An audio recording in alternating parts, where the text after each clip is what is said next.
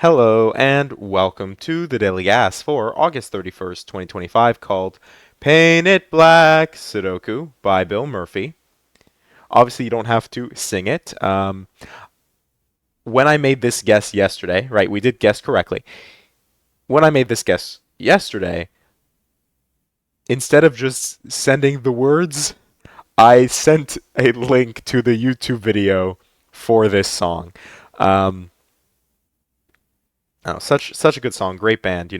But anyways, what's going on here? Well, first of all, it says the grid on top is a nonogram, but you see a grid to the left and you see a grid to the right. And the one on the right is cut off, and the one on the left, the clues are kind of in an awkward place.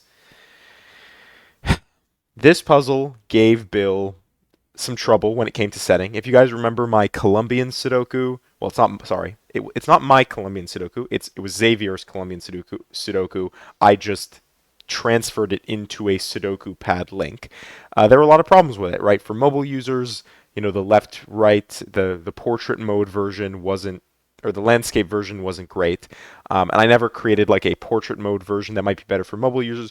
Bill has been super accommodating here with this one. He has made a landscape version. He's made a portrait version, and he has both of those not only in Sudoku Pad, but also in Penpa if Sudoku Pad is causing problems. You can try it out in Penpa. So today, though, we have set some specific scenes to theoretically make our lives a little bit easier, um, at least for you guys. I'm still going to see a tiny puzzle, but you guys will see a more zoomed in version. It's going to be a little blurry, right? It's going to be a little blurry, but I think it'll be a better viewing experience, a little bit blurry but big instead of clear but tiny. And we'll see. But let's talk through it because we will actually, yeah, let's start with this. And this is the nonogram part of the puzzle. So the grid on top is a nonogram. Shade some cells so that the numbers outside the grid indicate the groups of consecutive shaded cells which are in that row or column in order, either from left to right or from top to bottom. There must be at least one white cell between any consecutive shaded groups. Rows and columns without outside clues can have any pattern of shaded and unshaded cells. That's that part. Then, once we've shaded all the cells in our nonogram, we will then transfer the numbers in all the shaded cells to the bottom grid. Those act as givens for our Sudoku, and we will insert a number from 1 to 9 into each cell so that no number repeats in any row, column, or bold region. So that will be all the way down here. So this will have any of our shaded cells from the top transferred to the bottom. I think probably we'll just work through the entire nonogram and then we will transfer the numbers. Maybe there'll have to be some back and forth, but it seems like it's pretty, like the grid on top is an nonogram. So you do that, then you transfer all the numbers and shaded cells and then solve the bottom grid as a Sudoku. So yeah. Let's go through nonogram rules real quick because I'm kind of skipping over that, but you might see here, maybe the 3-2 is a better example. 3-2. What that means for us is that there will be 3 cells that are shaded. Let's say these 3 here. 3 cells that are shaded. We'll use gray actually. We can use green for unshaded.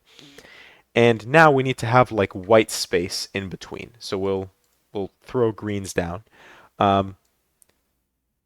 This here, this stretch of 3 gray cells would satisfy this 3 clue here. Then what that means is somewhere in this set we would need to have 2 cells that will be gray. I guess we can use some Sudoku as well. So as a nonogram, I've done many nonograms before.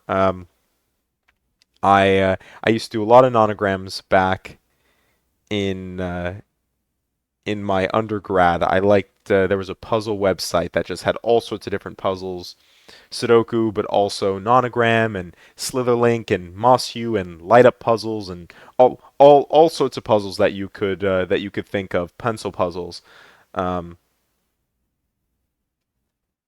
but it's been a little while, so I'm a little rusty on nonogram, I think. But just looking at the way these clues are placed, I don't know if this. Well, I don't know. Maybe there would be only one way to satisfy this nonogram, but it feels like the Sudoku part is going to play a part in this. So normally in a nonogram, this would actually satisfy. Sorry, there's a lot of rambling today in this one. This would satisfy the two clue, right? We'd have three, some empty space, and then the two clue which gets satisfied. And of course, it can't be two then three because it has to be, as Bill said, in order. So 2, 3 would not work. But even considering this wouldn't work because then you would have to transfer double threes down below, and we know that that would break. Like if this was gray, for example, we would know immediately that this would have to be green. So yeah, there's actually some Sudoku considerations in this one. But yeah, that's it. Those are the rules. Let's just jump right into it. All right. Well, a lot of awkward explanation and the like. We have finally made it here. 7 actually is fully resolved here. In nonogram, what you would normally do with a 7 clue across a 9 grid would be to shade the center 5 cells. And the reason is because it could theoretically be these 7 cells here, right? Or these 7 cells here, or the 7 cells in the middle, which is actually what it is today. But no matter what combination of 7 you try to do, these central 5 cells will always be shaded. So that's just a way that a normal nonogram would work, but in this case it's actually fully resolvable because we know we couldn't have double 1 or double 7 here. Which actually means we're just missing an 8, 9, so if either of these are gray or any of these are gray, or yeah, there's so many ways that we could resolve this 8-9 pair. But let's stop looking at Sudoku just because I need to make sure I'm satisfying all my clues here. And with the nonogram, what's happening is all of these cells need to be green because you have to have a blank cell with our ones. So then,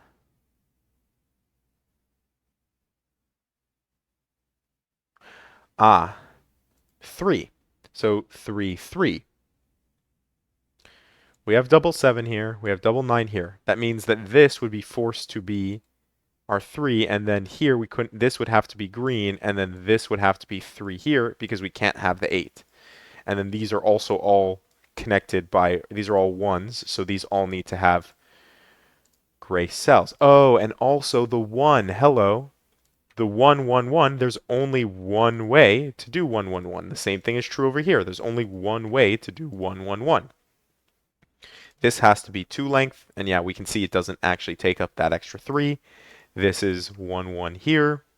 This will have to be green.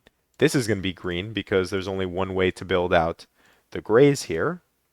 And then we can greenify these. These will, well, this will be green. These two will be gray to satisfy the 2 clues. Yeah, this is, I guess the nonogram is more easily resolvable than I originally realized, but I guess it makes sense because we are doing a gas. Oh,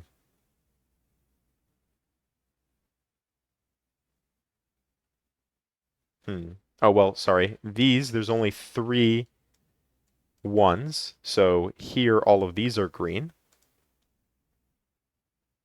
And then here we need a length of 3. The only way that that works is if it's that means this is green. This has to be gray to satisfy above, and now we have finished the nonogram.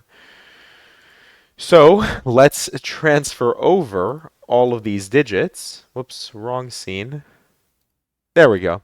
Let's transfer all these digits down. 3, 1, 6.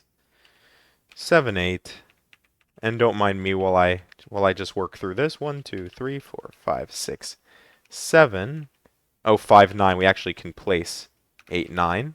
Oh, that jumps us up to the top here, 9. Let's see, 8, 6, 2,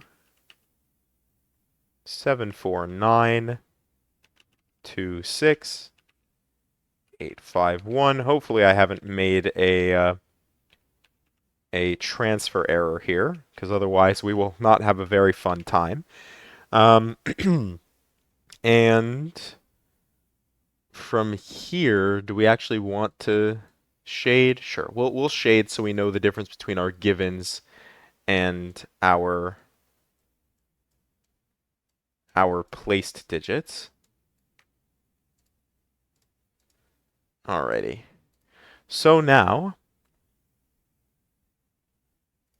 I hope it isn't too bad that it's blurry. Yeah, this puzzle is just not great for sharing in this way. Um, but we will make do. X-wing on 8s, 9s. 9 in one of these two cells, but that leaves us with 9 in one of these two cells. Can't do any better, actually. We have a few 1s. Let's actually place... well, maybe we can't place a 1. We'll get 1 in one of these two cells. That'll give us 1 over here.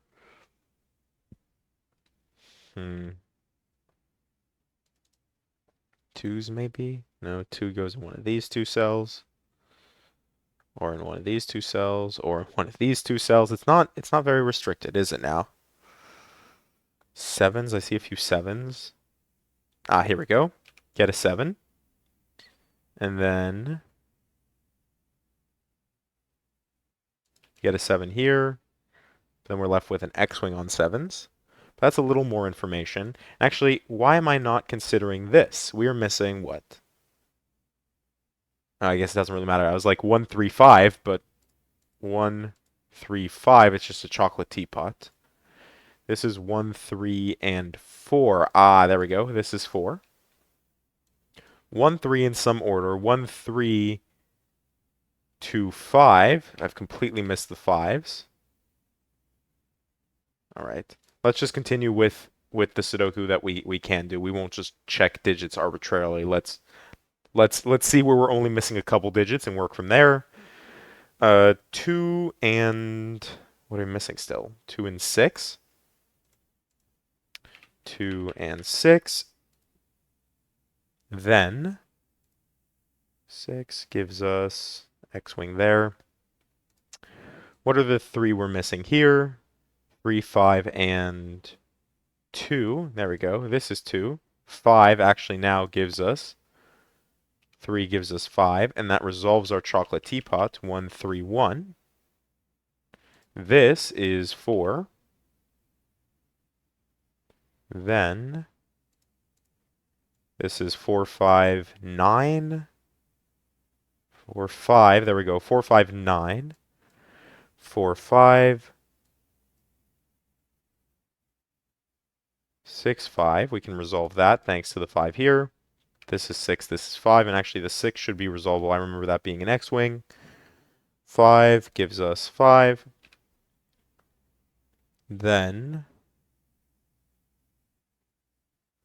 I say 4, 5, 2, and 9. We can resolve that thanks to the 2 here. 2, 9. Then 9 gives us 9. 4, 5, 2. Oh, well, what is this? This is just going to be 9 here.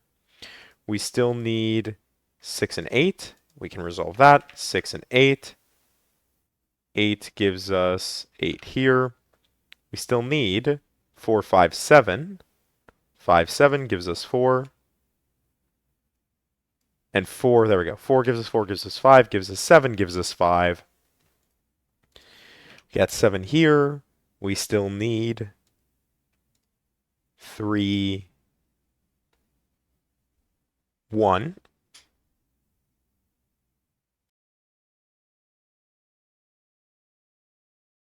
Excuse me.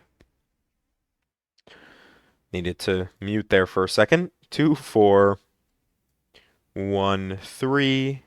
Well, what is this here? This is 9. This is 3, 2, 2, 3, 1, and finally 1 and 4. There we go. And we'll transfer back over to our big scene here, ignoring ignoring the funky stuff that the scene is doing when we overlay. Um, that's it. That was Painted Black Sudoku by Bill Murphy in 8 minutes and 54 seconds. So not too bad. Even with all of our messing with the scenes and the like. But yeah, very, very interesting puzzle. It's good to see some different variants getting some attention. Um, but before we go here, we did get Paint It Black correct, but we actually have technically one final day to guess here. Um, and I am going to say, yeah, I think it's going to be an XV Sudoku for tomorrow. So tomorrow we will see an XV Sudoku to start out the month of September. And with that, I hope you enjoyed. And as always, thank you for watching.